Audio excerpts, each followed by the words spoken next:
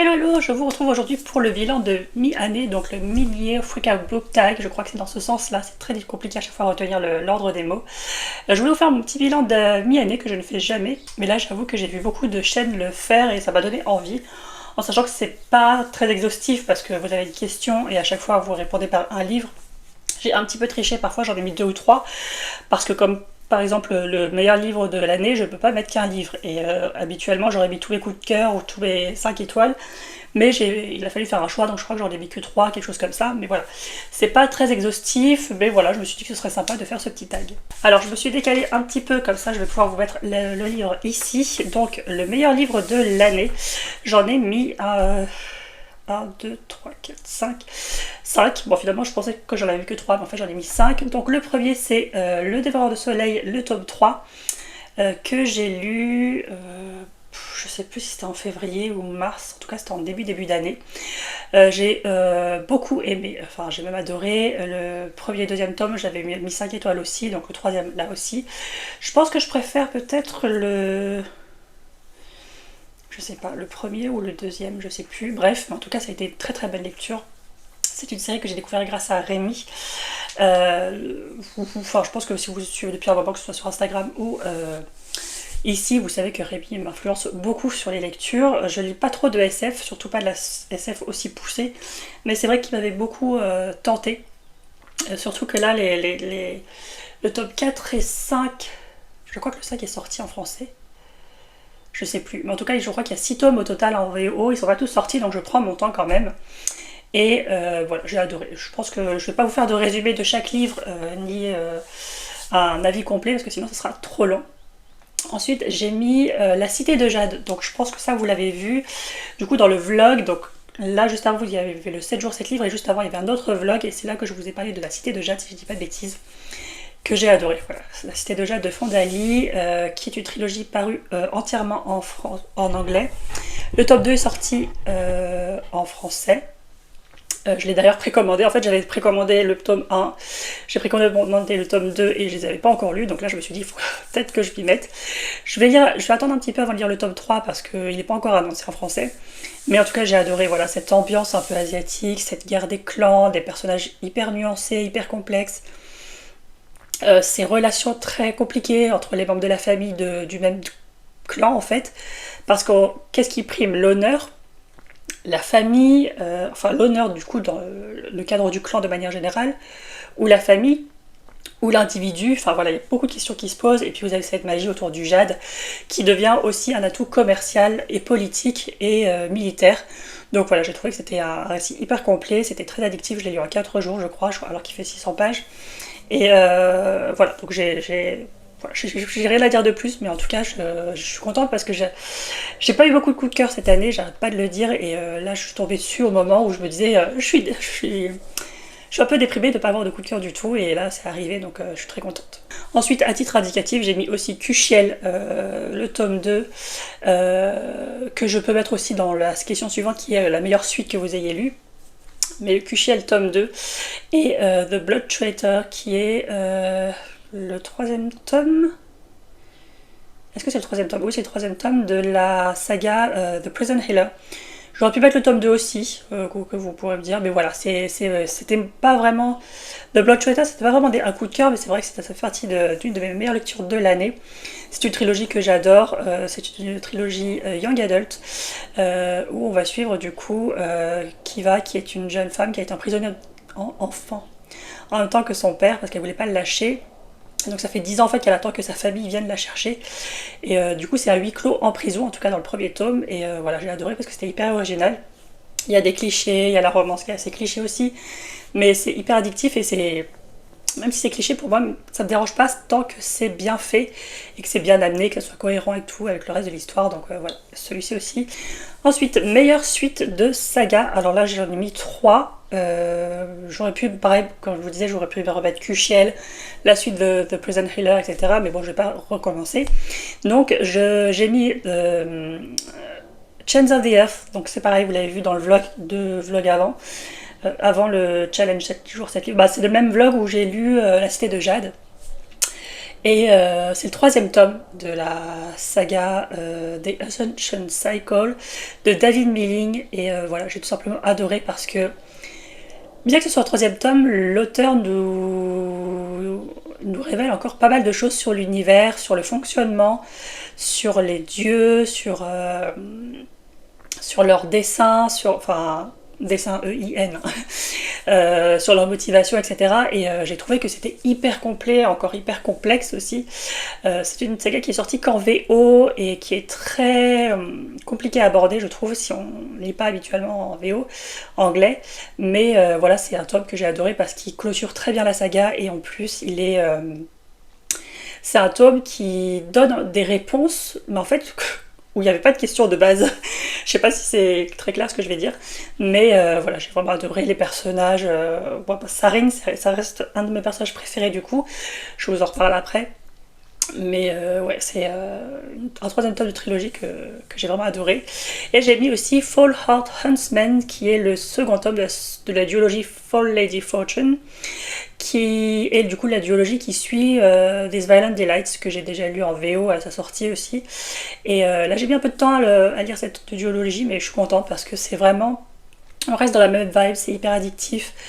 Il y a de l'espionnage, la politique, de l'action, de l'humour. Et puis vous avez aussi ce côté un peu fantasy, parce que... Enfin fantasy, non, c'est du fantastique. Mais un peu fantastique parce que vous avez ce côté surnaturel aussi qu'on a un peu dans le premier tome. Et le deuxième, un peu moins dans le deuxième tome de la première duologie. Mais voilà, c'est une saga que j'ai beaucoup aimée parce que aussi, j'aime aussi beaucoup les personnages. Je me suis vraiment attachée à eux parce que c'est des personnages, pour certains, qu'on rencontre déjà dans la première duologie. Donc voilà, c'est deux suites de séries, j'ai mis 5 étoiles, donc il n'y a pas de raison qu'ils n'apparaissent pas ici. Ensuite, je suis désolée, je regarde en bas parce que c'est là où j'ai écrit mes notes. Une sortie pas encore lue, mais qui me tente beaucoup. Donc j'imagine que c'est une sortie du premier semestre. Et donc je voulais vous mettre 2 romans en VO. Donc il y en a un qui est sorti là fin juin. Donc c'est The Unrelenting Sky. Est-ce que c'est ça? Je sais plus, bref, je vous mets le titre. C'est la suite de The Surviving Sky. Alors c'est peut-être pas Sky en fait le titre. De Kritika H. Rao, qui est une fantaisie basée sur l'hindouisme et la culture indienne de manière générale, avec des îles en fait, des îlots qui sont mis en lévitation grâce à des architectes qui sont un peu considérés comme les plus hauts dignitaires de la société dans laquelle ils vivent. Et en fait, ils ont tous les privilèges. Et en fait, l'un d'eux, donc on va suivre l'un d'eux et sa femme qui, elle, trouve que c'est injuste en fait, parce qu'ils sont gardiens, effectivement, ils aident au fait que la population survive, parce qu'en fait, les îlots survivent en lévitation parce que au niveau de la terre,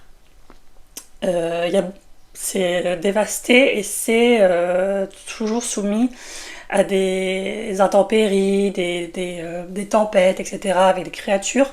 Donc du coup, pour survivre, ils ont dû en fait vivre au-dessus de la terre. Et pour ça, les architectes en fait, communiquent avec la conscience des plantes, de la terre, etc., pour justement faire léviter. Et du coup, avec ça, ils ont beaucoup de privilèges, la richesse, etc. Et sa femme trouve que c'est injuste. Et en fait, il y a beaucoup de questions comme ça de privilèges sociaux, sur la pauvreté, les inégalités. Donc, au-delà du fait qu'il y ait de la fantaisie, il y a pas mal de dénonciations aussi. Et puis vous avez cette relation entre eux deux, parce qu'ils sont mariés depuis 11 ans, je crois, donc ce sont des personnages assez matures. Et je trouve que ça change, en fait, parce que j'ai aussi suivi des personnages matures, donc plus âgés, donc la trentaine, etc. Mais là, vous avez vraiment cette relation de couple qui en pâtit de cette relation de travail, en fait, ou de travail, en tout cas de position dans la société. Et donc, voilà. Et puis la fin m'a scotché parce que c'est vrai que Rémi disait qu'on m'aurait dit une fin de trilogie, une fin de saga, en fait, tellement c'était épique et tellement c'était intense. Donc là, le tome 2 vient de sortir fin juin et je crois que le troisième tome, j'ai vu qu'il sortait en 2025. Mais je crois tard dans l'année 2025, il est en cours d'écriture. Donc là, je viens de le recevoir. Je vais quand même faire une relecture du tome 1, qui a été un énorme coup de cœur. Mais voilà, le tome 2, c'est un tome que j'attends depuis que j'ai fini le tome 1 l'année dernière, en fait, tout simplement. Mais quand je l'ai fini, il a fallu attendre un an, en fait, pour qu'il sorte, donc c'était assez long. Et le deuxième qui vient de paraître et qui me tente beaucoup, c'est When the Moon Hatched de Sarah A. Parker. Je pense que si vous suivez les sphères anglophones, vous l'avez vu passer. Et ouais, rien que la couverture. En fait, moi, de base, je l'avais mis dans ma wishlist quand il était paru en auto-édition. Et après, Harper Voyageur a communiqué sur le fait qu'ils avaient acheté les droits. Et donc, du coup, je l'ai acheté là en hardback, donc chez Harper Voyageur. Mais c'est une série qui me tente énormément. Et tout simplement, à la base, parce que ça parle de dragons. Voilà, vous savez que c'est ma créature imaginaire préférée. Et en fait, de base, vous avez ça, mais vous avez en fait cette mythologie en fait du fait que quand un dragon va mourir, en fait, il monte au ciel et il se transforme en lune. Alors après, je me souviens plus trop du résumé parce que quand je l'avais mis dans ma wishlist, c'était quand il était en auto-édition, donc ça fait un moment. Mais il avait l'air très lyrique, très poétique et très. Et puis honnêtement, j'ai vu que des coups de cœur dessus, donc c'est un de ceux que j'ai le plus hâte de lire cette année, qui est sorti dans la première partie de l'année. Donc voilà, j'ai mis ces deux-là, même s'il y en a beaucoup d'autres, hein, mais voilà, c'est les deux principaux que j'aimerais lire vraiment là incessamment sous peu. Ensuite, une sortie de la seconde partie de l'année qui me tente beaucoup. Donc là, c'est une sortie que je n'ai pas, qui n'est pas encore. Oh, c'est une sortie qui n'est pas encore sortie, oui. Bref, c'est un roman qui va sortir dans la deuxième partie de l'année, donc entre juillet et décembre 2024. Et là, je sais plus ce que j'ai mis. Je crois qu'il y en a tellement. Alors j'en ai mis 3, même si, comme d'habitude, il y en a encore beaucoup plus. Il y a le livre qui refusait de brûler, donc qui sort début juillet. Je sais pas si c'est le 3 ou 4 juillet, quelque chose comme ça.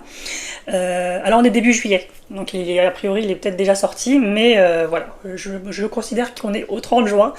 Et le livre qui refusait de brûler de Mark Lawrence. Alors j'ai jamais lu cet auteur, parce qu'il a fait des trilogies de fantasy. Notamment avec la...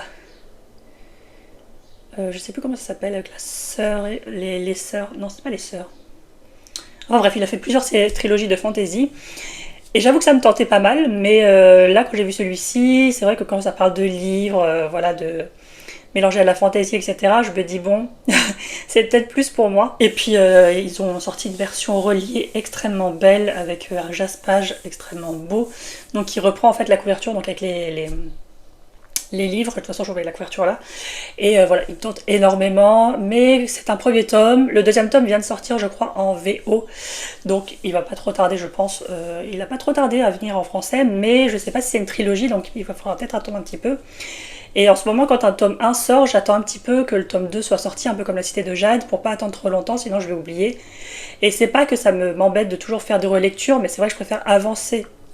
Il y a tellement de livres à découvrir que je préfère, à part si c'est un énorme coup de cœur, et là je refais souvent des relectures, je préfère attendre et pour ne pas avoir à relire juste pour avoir les détails, etc. Et j'ai mis aussi The Tailor of Small Fortune, donc là c'est un cozy fantasy. Je vais vous mettre la couverture ici.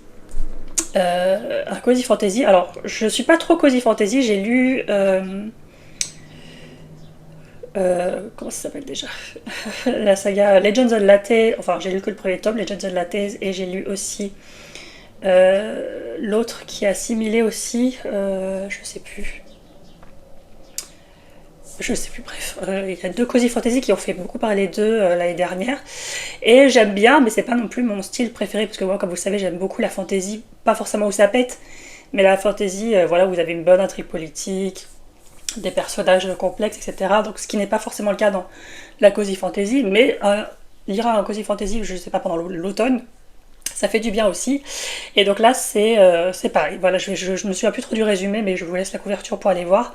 Et en tout cas, c'est la couverture qui m'avait attirée, qui m'avait pas mal plu. Et puis j'ai aussi mis Long Live Evil, je crois. Enfin bref, je vous mets la couverture là. Et en fait, ce qui est marrant, c'est que c'est pareil, c'est la couverture qui m'avait un peu tapé dans l'œil. Et en fait, c'est l'histoire de... En fait, c'est et si vous pouviez vivre dans le livre que dans un livre. Et en fait, je crois que la jeune femme va se retrouver dans un livre, mais elle va se retrouver dans la peau d'une méchante. Je crois que c'est ça, mais dans un de ses livres préférés. Enfin voilà. Donc ça me tentait, le pitch de base me tentait beaucoup. Après, à voir si c'est pas trop kitsch, si c'est pas trop voilà, cliché, mais en tout cas le pitch de base m'a bien fait rire et ça m'a beaucoup tenté sur le moment.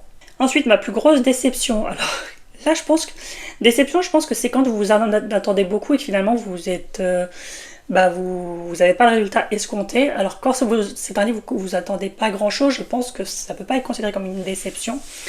Et moi, c'est Aux heures sombres de la tyrannie de Rose Castelet chez l'édition Hurlevent, et je suis tellement triste de ne pas avoir aimé ce livre parce que j'aime beaucoup la plupart des romans de cette maison d'édition, voilà, où on met en avant des femmes, le féminisme, l'indépendance, etc.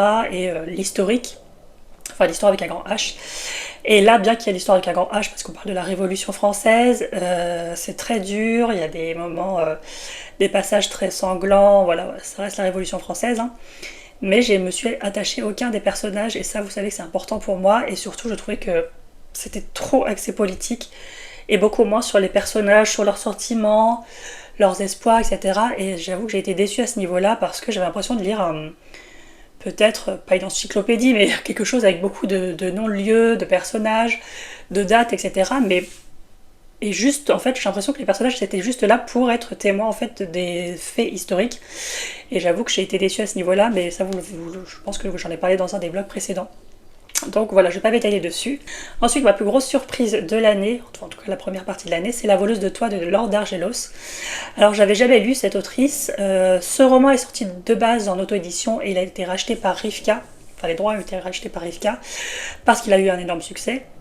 J'ai jamais lu cette autrice, je crois qu'elle a écrit 2 autres romans un peu plus jeunesse que j'aimerais bien découvrir. Je crois que c'est Les oubliés d'Astrelune et Prospérer une virgule point.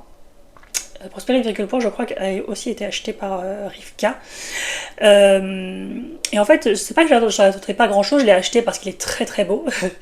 Mais je l'ai acheté aussi parce que ça me tentait bien en fait à un moment donné, le pitch. Donc c'est une voleuse en fait qui... bon, c'est un peu logique parce que c'est par rapport au titre. Mais elle fait partie de la noblesse, mais elle agit plutôt pour le compte des pauvres, entre guillemets. Et en fait, elle est assez naïve dans le sens où elle ne se rend pas compte encore qu'il y a beaucoup de discrimination, beaucoup d'inégalités dans son pays, etc. Et elle va le découvrir au fur et à mesure. Et voilà, j'en dis pas plus. Et en fait, pourquoi c'est une grosse surprise, c'est parce que il y a un élément déclencheur qui va faire que tout va basculer et qu'on va partir dans autre chose qu'une simple question de voleuse la nuit et de fille de la cour la journée. Et j'ai été agréablement surprise par cet aspect-là en fait, parce que je ne m'y attendais pas. Voilà, tout simplement, c'était vraiment une grosse surprise. Et en fait, la tournure que prend les événements aussi, j'étais tellement prise dedans, je me disais mais comment on peut imaginer mettre ça dans ce type de roman et continuer et que ça soit tout aussi prenant. Et j'ai même failli lâcher ma petite larme à la fin, pour tout vous dire. Donc vraiment, Laure d'Argelos, en plus la plume, elle est travaillée, mais elle reste très fluide, très efficace, très addictive. Donc c'est pas non plus quelque chose de très contraignant à lire, mais elle reste quand même travaillée. Donc c'est ce qui est un bon point aussi pour du young adult, je pense. Et voilà, j'ai vraiment été agréablement surprise, donc j'aimerais bien beaucoup découvrir ces autres romans. Mais voilà, c'était une très très bonne surprise. Ensuite, nouvelle auteur ou autrice préférée. Alors j'avoue que cette année j'ai lu beaucoup de romans d'auteurs et d'autrices que je connaissais déjà, parce que je m'appuie sur des... Avant, c'est vrai que quand je venais d'arriver sur Instagram ou YouTube, etc., j'étais vachement influencée par tout le monde. Et dès que quelqu'un faisait une critique très positive d'un livre, je l'achetais, peu importe, je m'en renseignais même pas. Et sauf que maintenant j'essaye de rester sur mes valeurs et de rester sur le... Enfin, je vais pas dire que je prends pas trop de risques, mais je lis beaucoup aussi de nouveaux auteurs et autrices. Mais c'est vrai que quand, par exemple, une autrice, par exemple, a écrit une série que j'ai adorée, bah forcément, je vais me lancer dans sa seconde série. Et puis voilà, donc ça veut dire que je connais déjà. Enfin, ça ne garantit pas non plus, c'est pas un gage de valeur, hein, parce que vous pouvez très bien aimer une série d'un auteur et ne pas en aimer une autre. Enfin bref. Et donc là, j'ai regardé les seuls auteurs, enfin là, c'est une autrice que j'ai pu noter parce que c'est vraiment, j'ai eu un coup de cœur, c'est Fondali. Donc pour La Cité de Jade. Je vais pas revenir dessus parce que je vous en ai parlé tout à l'heure. Mais voilà, j'ai regardé en fait tous les nouveaux auteurs que j'ai lus, auteurs et autrices. Et bah forcément c'est tombé sur un coup de cœur et Fondali, voilà, c'est son écriture. Alors moi c'est la traduction que j'ai lue, mais a priori j'ai parlé avec des personnes qui l'ont lu en VO et qui ont trouvé que la traduction elle n'avait pas vraiment de problème spécifique en français et puis ouais c'est hyper addictif. Tout est disséminé dans le roman de façon à ce que ça soit à ce que ce soit imbriqué. Est-ce que c'est très français ce que je dis? Tout est, enfin, bref, toutes les informations ont un but, sont mises là, pas par hasard, et pour à la fin, en fait, on se dit ah, c'est pour ça qu'elle en a parlé, etc. Et voilà, en plus, c'était hyper addictif, et l'histoire, voilà, c'est.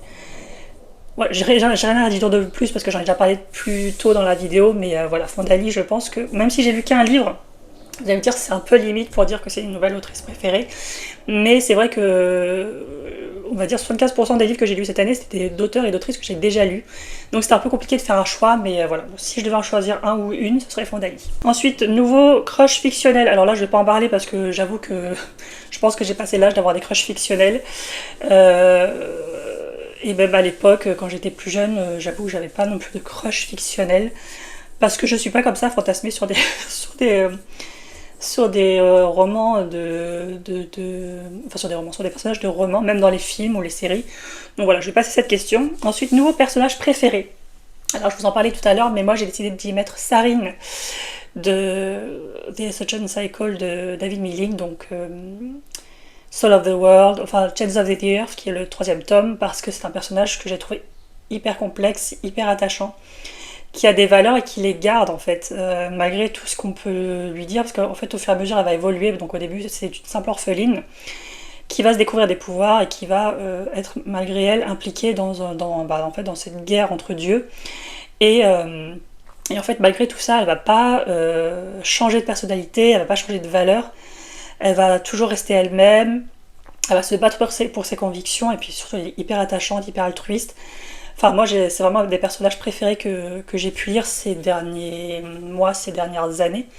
Et surtout, j'ai beaucoup aimé son évolution parce qu'au début, elle part de rien et après, malgré tout ce qui lui arrive, malgré son statut, etc., elle reste fidèle à elle-même et ça, j'ai beaucoup aimé. Ensuite, un livre qui m'a fait pleurer. Alors, je pleure rarement pour les livres, j'ai plus tendance à pleurer pour des films parce que vous avez la musique, etc., qui fait que il y a plus d'émotions qui est véhiculée.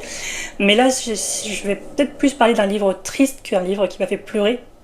C'est L'Esprit de l'hiver de Michael Bernardo, c'est le tome 3 de la saga Mémoire de la forêt. Je l'ai trouvé hyper triste.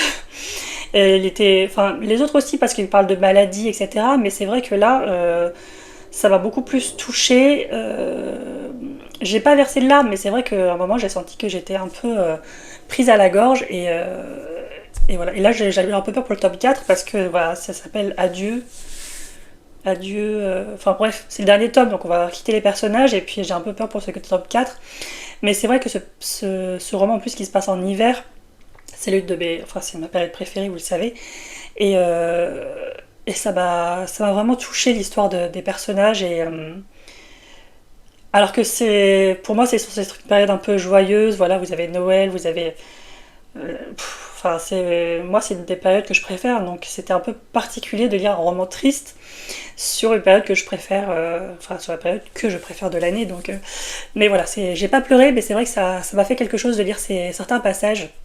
Donc, je ne veux pas vous dire lesquels si vous n'avez pas encore lu la série. Mais voilà. Et puis, moi, j'ai vraiment hâte de lire le top 4 qui sort normalement l'année prochaine. Ensuite, un livre qui m'a rendue heureuse. Alors. Je sais pas trop comment prendre cette question parce que est-ce que c'est heureuse ou ça veut dire qu'on rigole, qu'on rit, enfin voilà, qu'on sourit quand on lit le livre ou c'est juste simplement quelque chose qui nous fait du bien. Donc je vais partir sur ce fait-là et en fait pour avoir un livre qui fait du bien, c'est un livre assez léger qui fait plaisir à lire et sans qu'on ait envie de pleurer, sans qu'on soit en colère, etc. Et donc j'ai mis 2 romances. Donc Better Than the Movies de Lynn Painter que j'ai lu cette année. Bah oui forcément. Et Love at First Book que j'ai lu, du coup, je pense que vous l'avez vu dans le dernier vlog, donc c'est toujours 7 livres. Voilà, ce sont des rom-coms, tout ce qui est plus classique, hein, il y a aussi des clichés, mais c'est vrai que, par exemple, pour le Love at First Book, on parle pas mal de thèmes un peu plus sérieux, on va dire, comme l'anxiété, les abus sur enfants, etc. Mais au-delà de ça, voilà, vous avez ce côté rom-com très classique, comme pour le roman de Lynn Painter. Et c'est vrai qu'en fait, quand je les... D'ailleurs, les deux, je les ai lus pour le 7 jours, 7 livres. Celui de Lynn Painter pour celui du mois de juin et l'autre pour celui du mois de juillet. Parce que c'est très court, hein, même si c'était en anglais. Et honnêtement, quand vous refermez le livre, bah, c'est un petit peu des bonbons de printemps, d'été, quoi. Vous lisez, vous refermez, vous avez un peu... vous vous sentez bien, en fait, voilà, tout simplement parce que vous avez une belle fin, vous avez... Ce sont un peu de livres lumineux qui redonnent espoir, donc voilà, je mettrai ces deux-là. Ensuite, le plus beau livre acheté ou reçu cette année. Alors j'en ai pris que deux, même si pour moi il y a beaucoup de livres que j'ai trouvé très beaux, que j'ai reçus en ce début d'année, mais voilà, je vais pas vous montrer toute ma bibliothèque parce que même il y a des brochets que je trouve extrêmement beaux. Mais bon, je me suis dit que j'allais vous montrer deux reliés. Donc je me suis pris Oathbringer de Brandon Sanderson, donc qui est le troisième tome de la saga des archives de Rochard en anglais. Ce sont des beaux bébés donc, qui font plus de 1000 pages, hein, ils font 1200 pages. Mais en français, ça a été découpé en deux. Et donc, si je vous montre, là, vous avez la jaquette donc avec la carte. Déjà, je trouve que le dos est très beau. Et en plus de ça, vous avez des illustrations magnifiques, je trouve. Alors là, j'ai mis celui-là, mais j'aurais pu très bien mettre aussi Rhythm of War, donc Rythme de guerre, que j'ai aussi acheté là, il n'y a pas longtemps. Mais voilà, je sais pas si on peut voir. Voilà, je trouve que l'objet livre est magnifique en sachant que ce sont des versions classiques en fait, c'est pas des versions collector. Alors moi je les ai achetés d'occasion parce qu'ils coûtent relativement cher et puis même en occasion ils coûtent un peu cher aussi, bizarrement. Mais voilà, je trouve que ils sont très très beaux. Vous avez des entêtes de chapitres comme ça. Et ça je crois que c'est aussi parce que j'avais lu en e-book parce que ils sont un peu lourds. Hein. Mais vous avez même à l'intérieur des illustrations de temps en temps. Je sais pas si je peux vous en trouver une. Voilà, donc je trouve que l'objet livre est très très beau et c'est Brandon Sanderson en fait, j'ai envie de dire. Est-ce qu'il y a autre chose à dire? Voilà. Donc il y a celui-ci, en sachant que les couvertures, je trouve, VO sont beaucoup plus belles que celles de chez le livre de poche. Après, ça c'est une question de goût. Et du coup, je voulais aussi vous présenter Five Broken Blades, donc de May Corland, pardon. D'ailleurs, que j'ai prévu de lire ce mois-ci au mois de juillet, et celui-ci, il est en cours. Alors, il n'y a pas marque-page dedans parce que je suis en train de lire en e-book parce qu'il est vraiment trop lourd, je me fais mal au poignet. Et celui-ci, normalement, je le lis si tout va bien, si bébé ne m'empêche pas de lire quand il arrivera. Donc voilà, donc celui-là, c'est la version de Broken Binding. Alors, de base, il est sorti comme ça, en rouge. Donc c'est la version, on va dire, la première impression. Après, je pense qu'il n'y en aura plus. Après, ce sera il y a même de les sprayed edges dans la version en rouge de la première édition. Mais je pense qu'après, ça sera des pages blanches normales.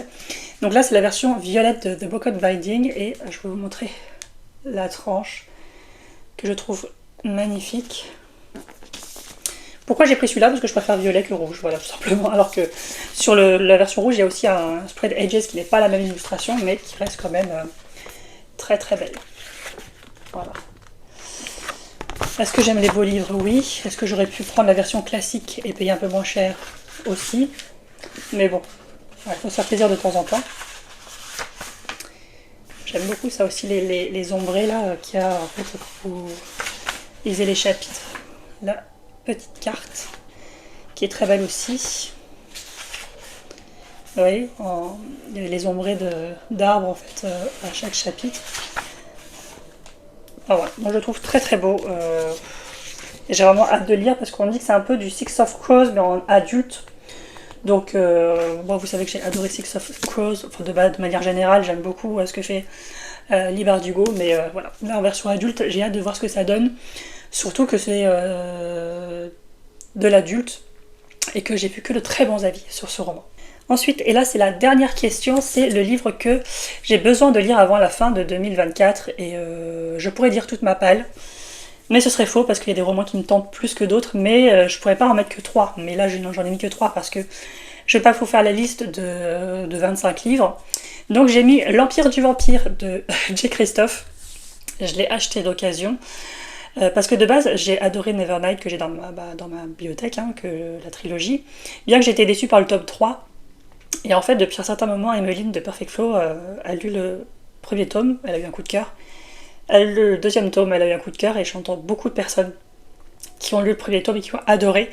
Bien que voilà, ça reste dans la même veine que Nevernight, donc très sanglant, avec des gros trigger warnings, des scènes explicites, etc. Mais c'est vrai que... Et en plus, moi, le vampire, de base, je vois encore ça comme Twilight, donc voilà. Mais a priori, ça n'a rien à voir, hein, donc voilà. Donc l'Empire du Vampire. J'ai mis aussi Iron Flame, mais celui-là, j'ai un peu... J'ai hâte, en même temps pas hâte, parce que j'ai adoré Fourth Wing, hein, avec ses clichés aussi et ses défauts. Mais c'était hyper addictif, hein, moi je l'ai dévoré en VO quand il est sorti, avant qu'il soit annoncé en français.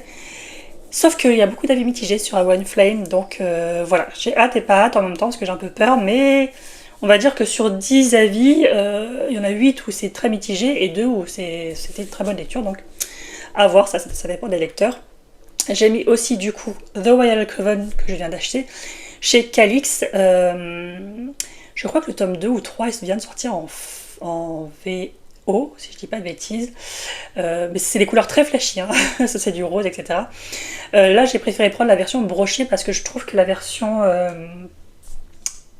reliée enfin c'est moins mon goût. Voilà, je préfère vraiment la version brochée. Et puis pourquoi il me tente, en fait, de base, Calix, c'est un label qui est sorti il n'y a pas longtemps. Je crois qu'il y a 3 romans depuis, là c'est le deuxième.